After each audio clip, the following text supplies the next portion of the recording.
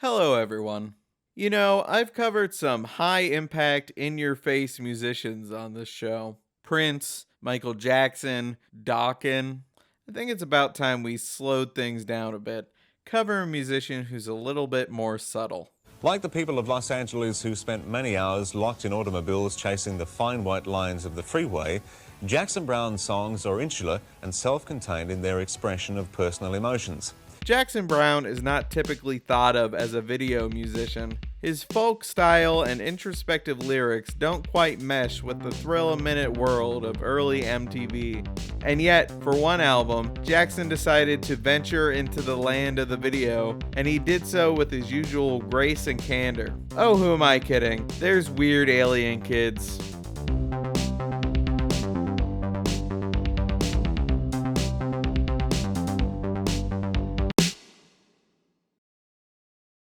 I'm here to serenade you with a song. Yay! From my latest album. Lawyers in Love is the lead single from Jackson Browne's 1983 album of the same name. The title came from Browne's brother-in-law, who claimed that Los Angeles looked like it was designed by lawyers in love. Wow.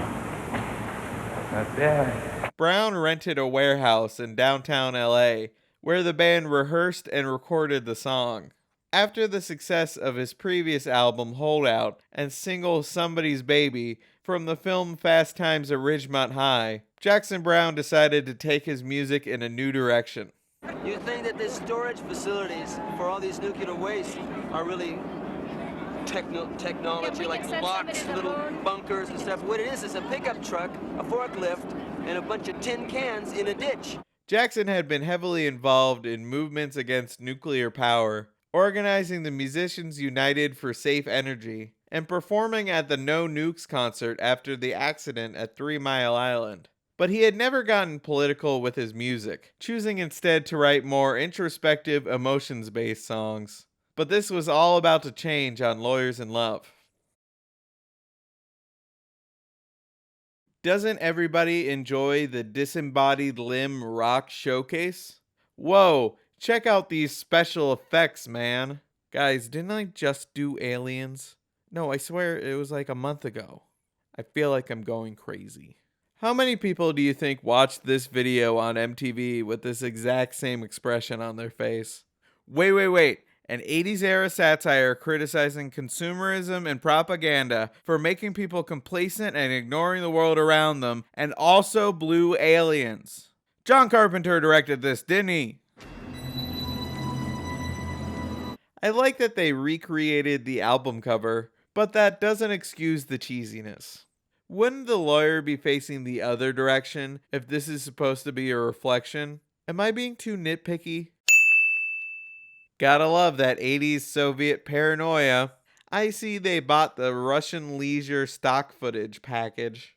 Gotta throw in the Hawaiians too, I guess. So if the lawyers are just on vacation in Russia, why would they be doing this Soviet-style march? What could this be about? I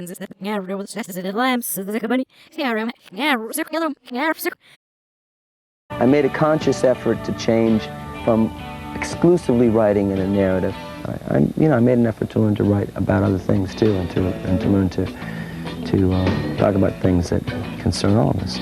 The song hit number 13 on the Billboard Hot 100, taking the album to number 30 on the Hot 200 chart. Lawyers in Love, the new Jackson Browne album on Asylum Records and cassette. Many reviewers, both then and now, credit Lawyers in Love as the beginning of Jackson Browne's transformation into a political musician.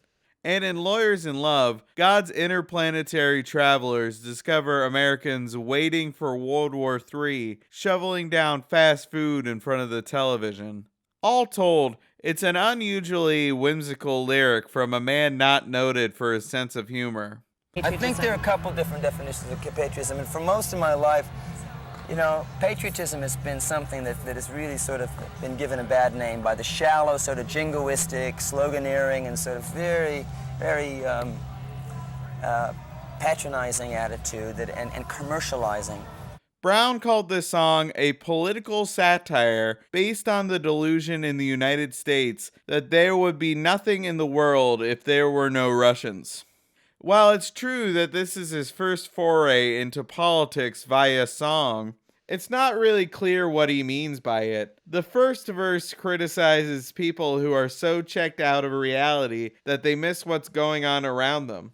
And the second verse presents a fantasy end to the Cold War. Am I just being obtuse by missing how the two tie together?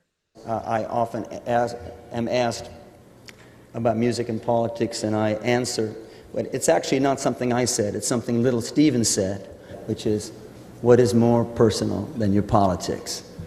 Brown's political writing continued to appear in his music with varying frequency on nearly every studio album after Lawyers in Love, including his latest release, Downhill from Everywhere, which covers topics including environmentalism and social justice. Political themes weaved into Brown's identity over time, with gradual acceptance from his audience of melding music with personal beliefs. That said, Lawyers in Love, along with other early attempts, just didn't seem to land with listeners. It's my least understood song, at least in the United States. Nobody got it. Maybe because they don't expect a joke from me. Maybe that's the problem, Jackson. Thanks for watching, everyone. I always appreciate people liking and sharing my videos, and be sure to subscribe so you don't miss the next episode. If you know a terrible music video that you'd love to see me cover, drop it in the comments. And as always, I'll see you in the next one. And really, normally you don't do a video that is a literal representation of what's in the song.